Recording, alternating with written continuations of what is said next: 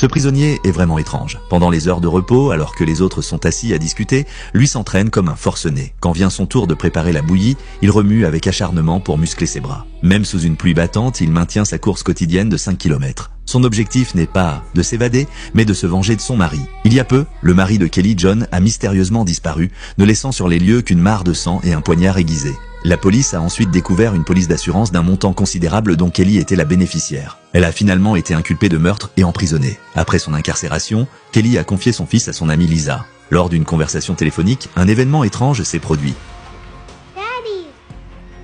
Un cri de son fils lui a fait comprendre instantanément que tout cela était un complot ourdi par John et Lisa. Non seulement ils avaient empoché l'indemnité d'assurance, mais ils lui avaient aussi arraché son fils. Apprenant la vérité, Kelly était complètement désorientée jusqu'à ce qu'une codétenue, ancienne avocate, lui explique que la loi ne permet pas de juger 2 fois pour le même crime. Kelly, ayant déjà été condamnée pour meurtre, si elle parvenait à sortir vivante, elle pourrait tuer John en pleine rue sans conséquence. Dès lors, Kelly s'est entraînée frénétiquement et a participé activement aux travaux pénitentiaires. 6 ans plus tard, elle a obtenu une libération conditionnelle. Une fois sortie, elle est d'abord retournée dans sa ville natale chercher de l'argent pour le voyage, puis s'est rendue chez Lisa avec une arme à feu. Kelly s'était minutieusement préparée, mais c'est un jeune garçon qui a ouvert la porte. Un voisin lui a alors appris que Lisa était morte d'une intoxication au gaz 4 ans auparavant. Kelly sentait que ce n'était pas si simple et soupçonnait John d'avoir orchestré cet accident. Elle a ensuite trouvé l'adresse de John, devenu entre-temps un homme d'affaires reconnu. Apprenant qu'il organiserait une vente aux enchères ce soir-là, Kelly y a vu l'occasion parfaite pour sa vengeance. Ce film s'appelle